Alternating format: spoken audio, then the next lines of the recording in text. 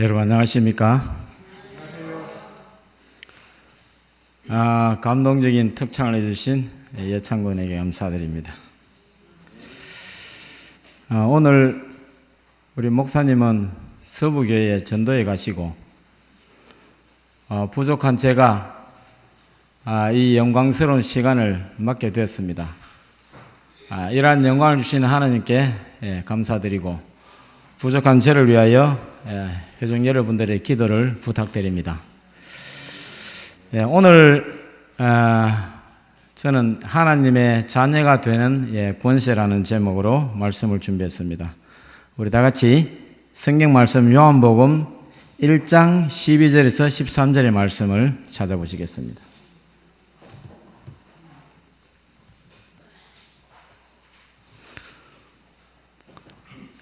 길지 않으니까 우리가 다 함께 봉독하도록 하겠습니다.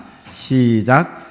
영접하는 자, 곧 그 이름을 믿는 자들에게는 하나님의 자녀가 되는 권세를 주셨으니 이는 혈통으로나 육정으로나 사람의 뜻으로 나지 아니하고 오직 하나님께로서 난 자들이니라. 아멘. 여러분 이 말씀을 잘 이해가 가십니까? 저도 이해가 잘 안 갔어. 제가 쉬운 성경, 아가페 쉬운 성경으로 또 준비를 한번 해와 봤습니다.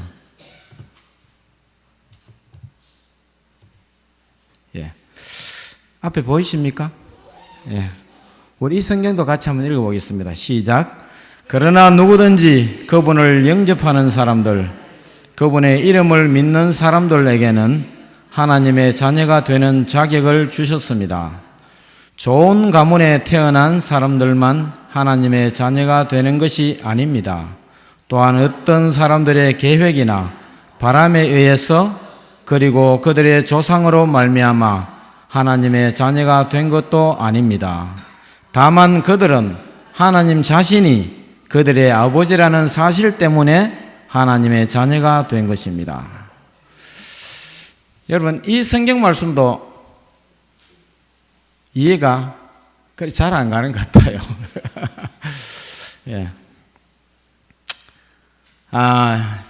여러분 하나님께서 이 세상을 지으셨습니다.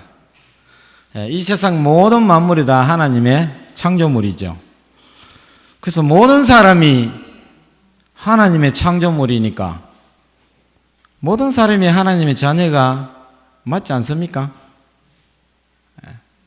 그런데 무슨 생뚱맞게 또 자녀가 되는 권세를 주시겠다 이런 말씀을 하신 것인지 무슨 말입니까? 그래서 이 말씀의 정확한 표현은 우리가 우리 자신이 하나님의 자녀라는 사실을 깨닫지 못하고 있거나 믿지 못한다는 사실입니다. 그런 권세를 받은 줄도 모르고 있다는 것입니다. 권세하면 좀 대단하게 생각되는 것 같지 않습니까? 자격보다는 권세라고 하셨잖아요.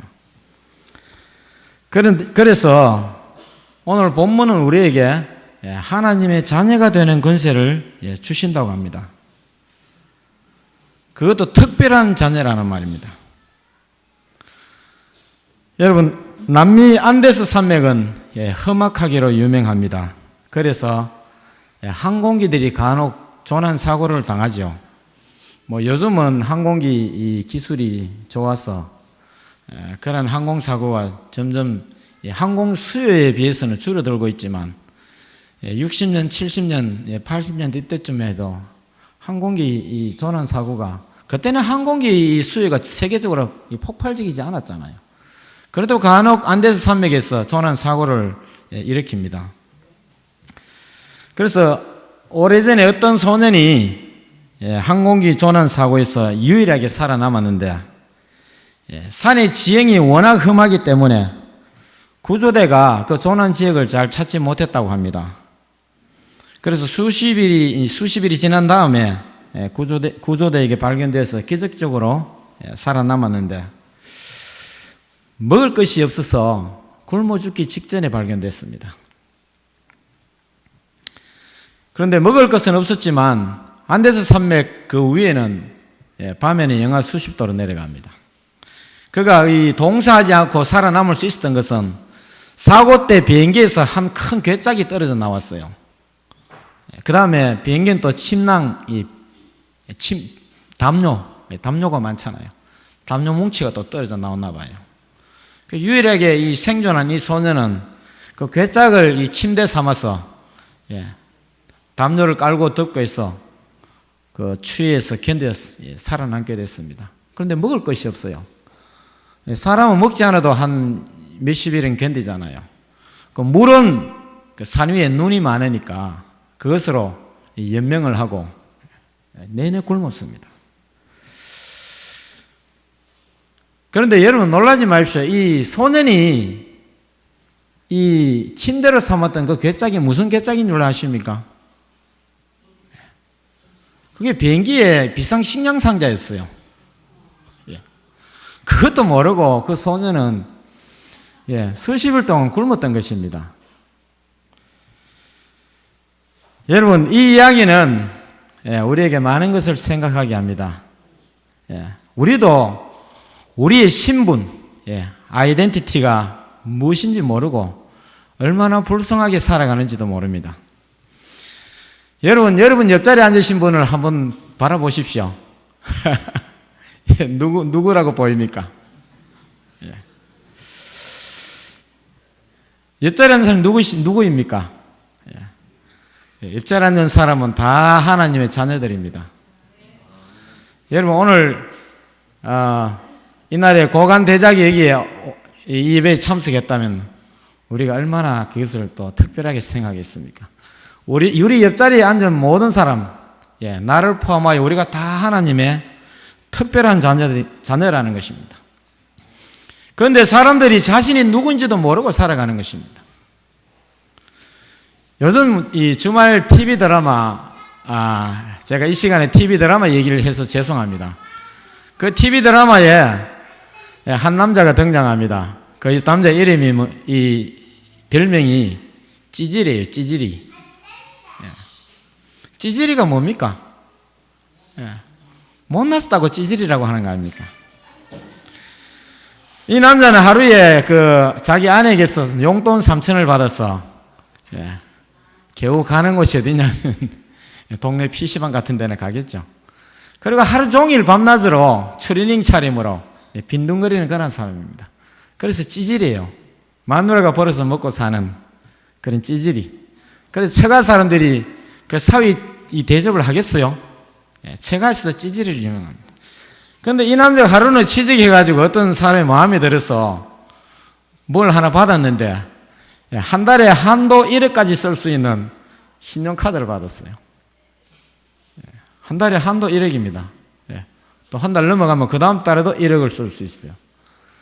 그러니까 친구들을 불러서 한턱 내고 그동안 그가 그렇게 포대접 받았던 그 처가에 가서도 근하게 한턱 내고요. 선물을 안겨왔습니다.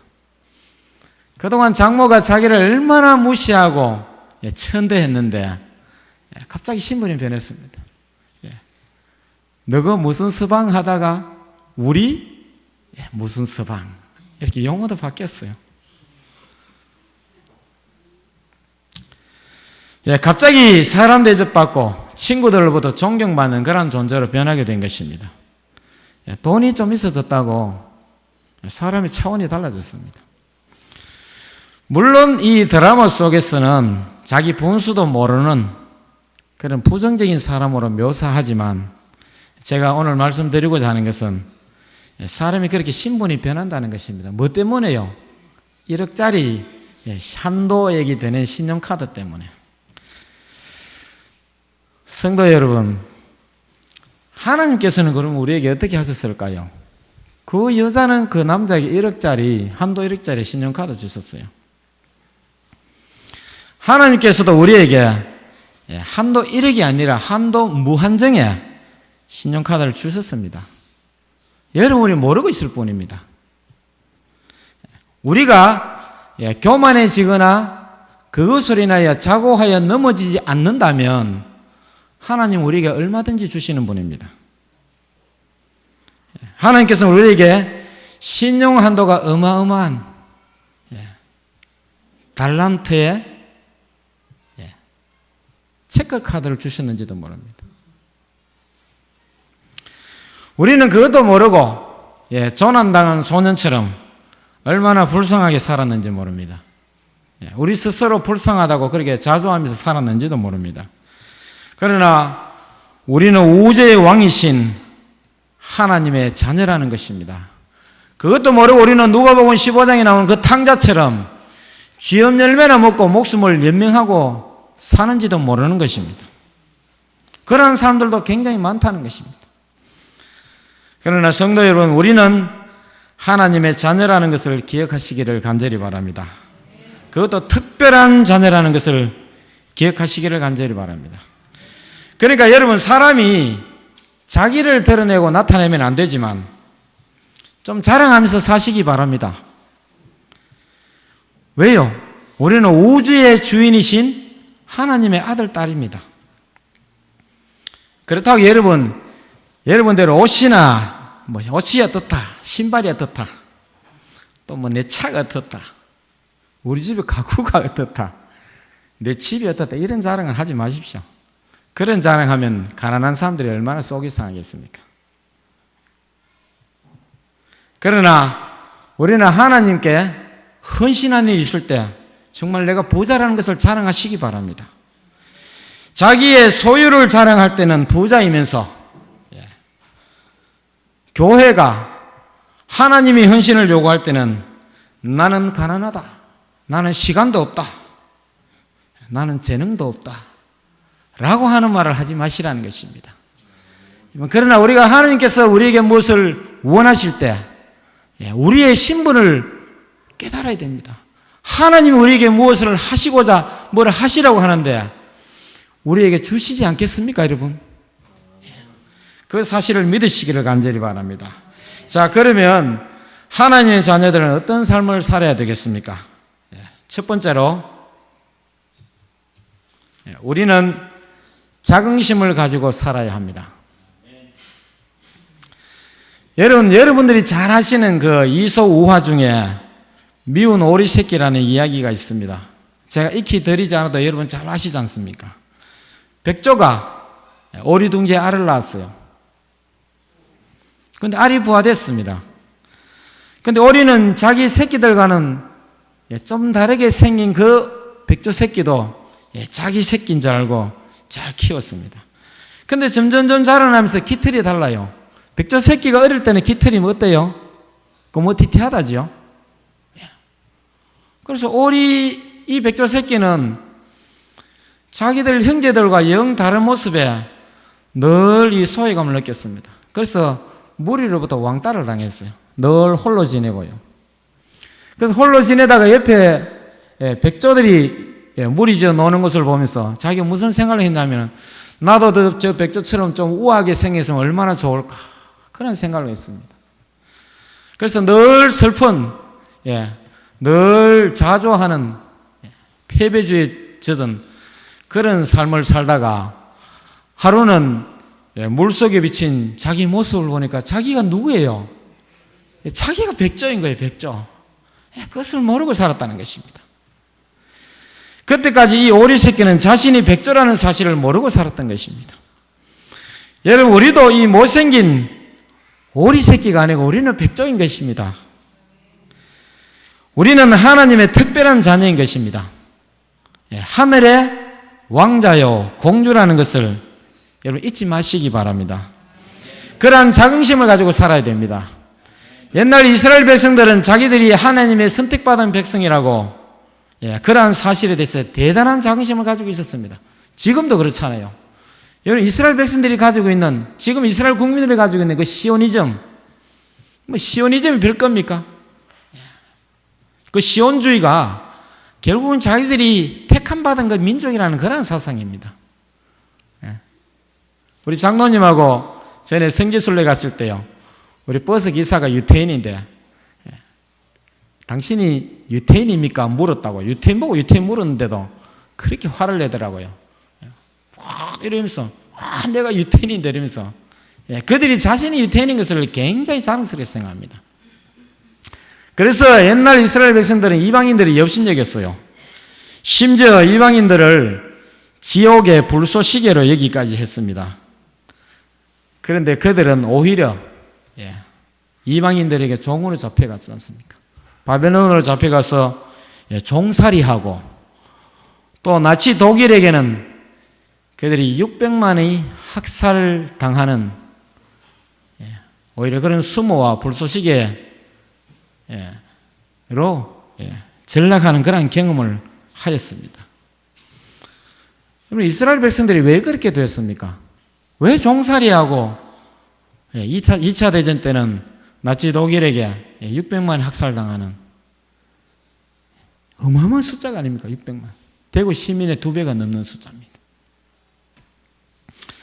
그들은 자긍심이나 자부심을 가지고 살았던 것이 아니라 남을 업신여기고 교만하게 살았기 때문에 그렇습니다. 여러분, 자긍심과 교만심은 종이 한 장 차이입니다. 그들은 하나님이 주신 특별한 신분을 특별 대우나 받고 뽐내라는 것으로 생각하였던 것입니다. 그러면 하나님의 자녀들은 어떠한 삶을 살아야 합니까? 여러분, 가난하지만 부유하게 사는 사람들이 되기를 간절히 바랍니다. 이 세상에는 가진 것은 많을지 몰라도 가난한 사람보다 더 불쌍하게 사는 사람들이 굉장히 많습니다. 또 배운 것은 없지만 지혜롭게 사는 우리가 되어야 됩니다. 여러분, 지식과 지혜는 차원이 다른 것입니다.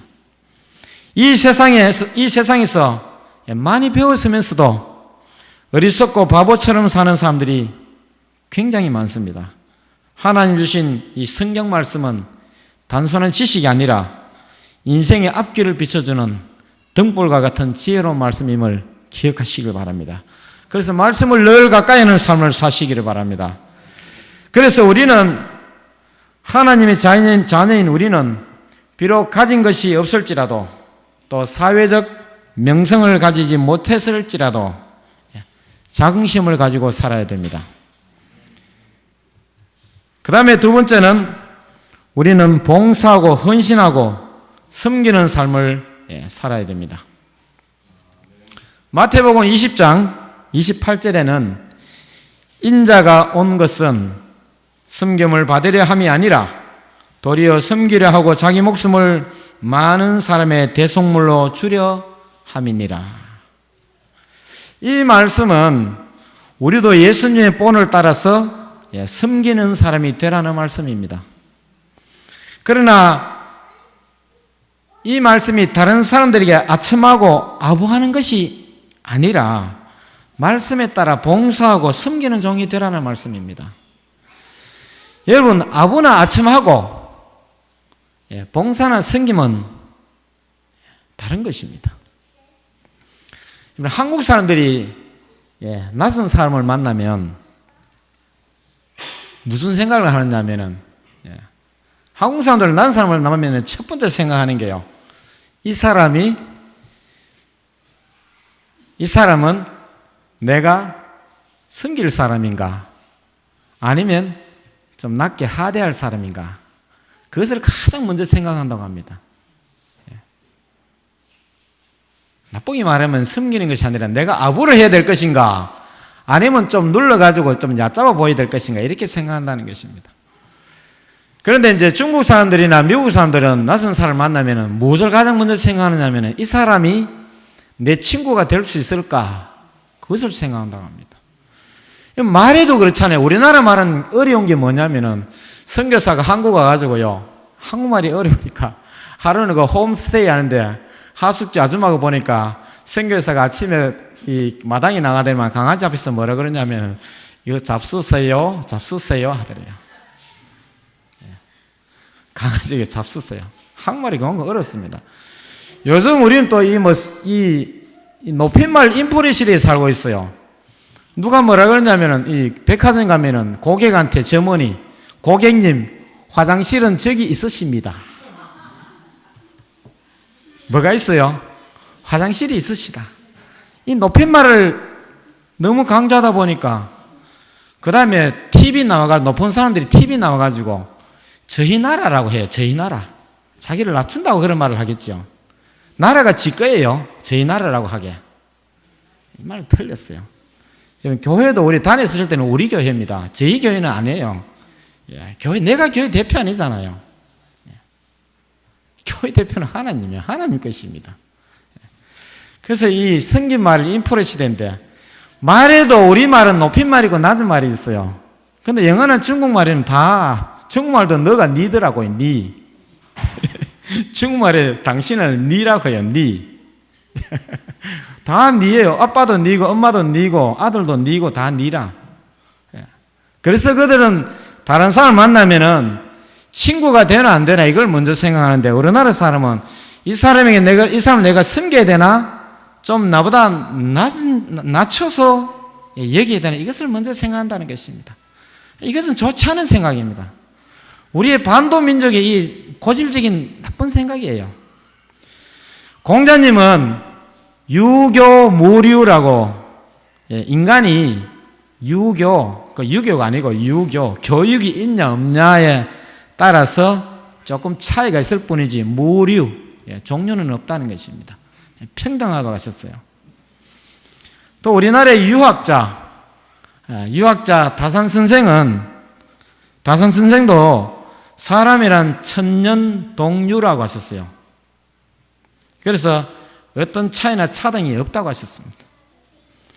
본래부터 인류는 평등한 존재라고 그렇게 가르치셨어요.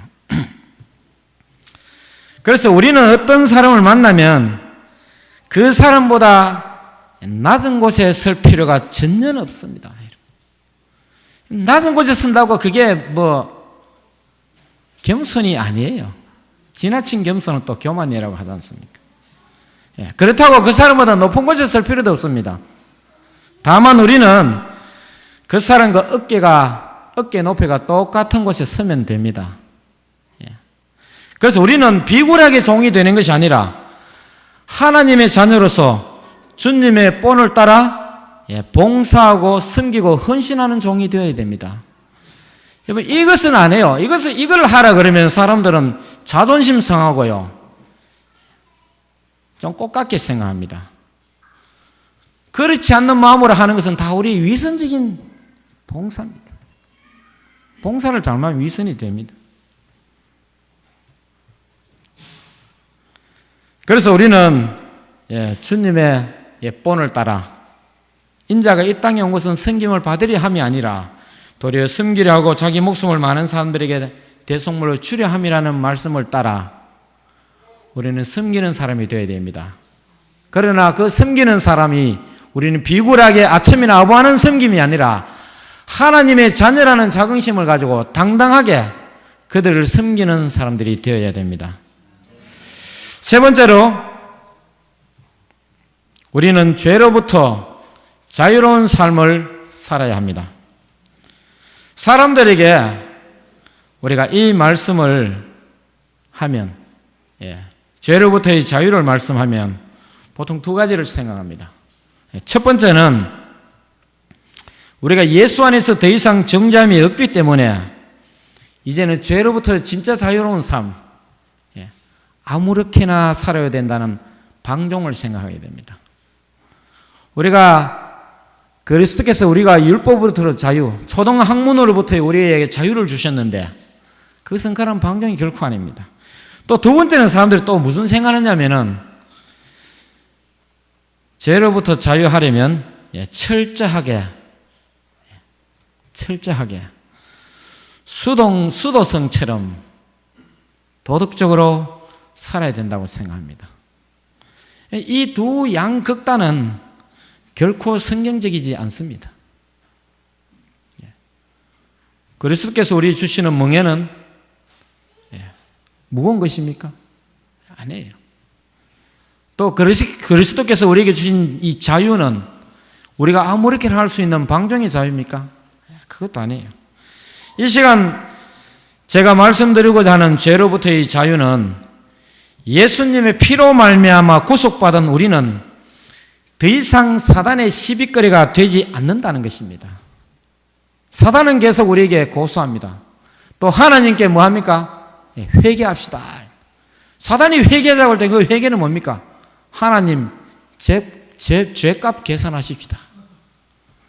하나님이 약속하실 때는 공의의 하나님이 한번 말씀하시면 그 약속은 지켜야 됩니다. 너희가 정령 죽으리라. 그 죄값을 누가 다 계산하셨어요? 예수님께 다 계산하셨습니다. 그래서 우리는 그 죄값으로부터의 자유한 삶을 우리는 보장받았습니다. 우리가 무거운 죄짐을 지는 것이 아니라 예수님께서 우리의 무거운 죄짐을 감당한다는 사실을 믿으시기를 간절히 바랍니다. 사람들이 스트레스 받는다고 합니다. 그러니까 어떤 의학자들은 약간의 스트레스는 또 건강에 좋대요. 그것도 임상적으로 맞다고 그러대요. 너무 스트레스 안 받는 것도 안 된대요. 그런데 이 스트레스라는 말은 원래는 공학 용어였습니다. 우리 상윤이 기계과지요. 기계과에 들어가면 재료학을 공부하는데 첫 번째 나오는 개념이 응력입니다. 응력은 뭐냐면 어떤 물체가 외부로부터 이 압력을 받을 때 그 물체가 그 누르는 힘에 반하여 대응하는 힘을 응력이라고 합니다. 더 정확히 말해서는 단위 면적당 받는 힘입니다. 그래서 이 스트레스를 말 그대로 그들 응력을 영어로 스트레스라고 써요. 그 공학 용어로. 스트레스는 얼마 킬로그램 퍼 센티미터 자성. 그래서 단위 면적당 가로 1cm, 세로 1cm당 받는 힘. 그럼 단면적이 10이면은 100kg 힘을 받으면은 1cm당 얼마 받아요? 10kg 힘을 받죠. 그러면 그 물체가 받는 응력은 10km per cm 스퀘어. 그래서 공학 용어입니다. 이것을 우리가 심리학적으로 도입한 거예요. 원래는 공학 용어로 출발했습니다. 다시 말하면 우리 마음에 외부로부터 작용하는 압력에 우리가 대응하는 응력, 그것을 스트레스라고 한다는 것입니다. 그럼 외부로부터 작용하는 압력이 무엇이냐면 심리학자들이나 정신의학자들이 그것은 또 신학자들이 그 원초적인 그 힘은 뭐냐면 죄책감이에요. 죄책감. 모든 종교가 다 제 문제를 해결하지 못해서 그렇게 고민하는 것입니다. 성철 스님이 10년 동안 눕지도 않고 그 떨어진 누더기 옷을 입고 돌을 닦으셨는데 무 문제 때문에요. 인간의 원초적인 죄의 문제 때문에 그렇게 고민하셨던 겁니다. 그래서 다시 말하면 스트레스의 그 위에는 죄책감이라는 죄의 무게가 짓누르고 있다는 것입니다. 그래서 스트레스를 받는다는 것은 인간은 본질적으로 뭐라고요? 본질적으로 죄인이라는 것입니다.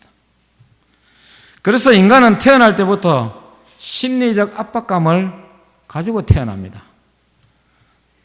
아기가 심리적 압박감요? 아기가 태어날 때 울어요. 그래서 의사들은 그 아기가 우는 것을 뭐라고 합니까? 첫 호흡을 하기 위해서 숨이 터지는 거다. 그렇게 합니다. 근데 첫 호흡을 하기 위해서 첫 울음을 터뜨리면 하필 웁니까? 웃어도 되잖아요. 폭소를 터뜨리면서 태어날 수도 있지 않습니까? 웃을 수도 있는데 왜 울면서 태어납니까? 심리학자들은 아기가 태어날 때 우는 것은 인간이 살아가야 할 앞날을 생각할 때 아기가 생각하는지는 모르겠습니다. 불안하기 때문이라고 합니다. 그 불안, 그것이 아기를 울게 한다고 합니다. 왜 불안할까요? 그럼 우리가 신학적으로 말하면 죄인이기 때문에 불안하죠. 죄인이 불안하잖아요. 자수하여 광명을 찾아야 되는데. 여러분 아마 우리 할아버지 아담 할아버지와 하와 할머니가 범죄하지 않고 첫 아기를 낳았다면, 이 땅에 죄가 들어오지 않았다면 아담 할아버지 할머니가 낳은 그 첫 아기는 울면서 태어났을까요? 이건 웃은 얘기가 아닙니다. 아담의 첫 아기가 울면서 태어났습니다. 근데 안 울면서 태어날 수도 있습니다. 그 죄가 없는 그 완벽한 세상에 왜 울면서 태어나요? 그래서 아마 죄를 범하지 않았다면 인류의 시조가 아마 첫 아기는 웃으면서 태어났을 것입니다. 시편 51편 5절에 보면 다윗의 탄식이 있습니다. 내가 죄악 중에 출생하였으며 모친이 죄 중에 나를 잉태하였나이다. 인간은 본질적으로 죄인이라고 성경은 못 받고 있습니다. 그래서 사람은 본질적으로 죄인이고 그렇기 때문에 죄책감을 가지고 살아갑니다. 그렇기 때문에 스트레스를 받는 것입니다. 스트레스의 본질이 우리 이상구 박사님 그 생명신학에도 강의 들으면 죄책감이라고 합니다. 그러나 여러분, 하나님의 자녀된 우리는 더 이상 죄책감의 노예가 될 필요가 전혀 없습니다. 에베소 1장 7절에 보면 이러한 희망적인 말씀이 있습니다. 우리가 그리스도 안에서 그의 은혜의 풍성함을 따라 그의 피로 말미암아 구속 곧 죄 사함을 받았으니. 여러분, 삶이 불안하십니까? 건강이 염려되십니까? 여러분, 인생살이에 걱정, 근심, 불안, 또 슬픔, 그 근본 원인은 바로 죄책감이라는 것입니다. 그러나 우리는 그리스도의 피로 구속함을 받은 하나님의 특별한 자녀라는 것을 기억하시기를 간절히 바랍니다. 이제 죄의 문제로부터 자유로운 존재들입니다. 사탄이 우리의 죄를 고소할 때 우리의 대제사장이신 예수께서 우리를 변호하실 것이기 때문입니다. 사랑하는 성도 여러분, 우리는 하나님의 자녀들입니다. 그것도 특별한 자녀들입니다. 그렇기 때문에 우리는 자긍심을 가지고 살아가야 됩니다. 그러나 그것에는 책임과 의무도 뒤따르는 것입니다. 그래서 봉사하고 헌신하며 섬기는 삶을 살아야 됩니다. 그러나 비굴하게 남에게 아부하거나 아첨하는 종이 아니라 하나님의 자녀로서의 당당한 신분으로 남을 섬기는 것입니다. 그리고 마지막으로 우리는 더 이상 죄의 무거운 짐을 질 필요가 없습니다. 그 죄책감으로 인하여 삶을 불안해하고 또 건강을 해치는 어리석은 인생을 살 필요가 전혀 없음을 기억하시길 간절히 바랍니다. 믿으시기를 간절히 바랍니다. 여러분, 우리는 누구입니까? 우리는 우주의 왕이신 하나님의 아들, 딸입니다. 이 엄청난 사실이 저와 여러분의 삶을 복되게 하시기를 간절히 바라면서 말씀을 마치겠습니다.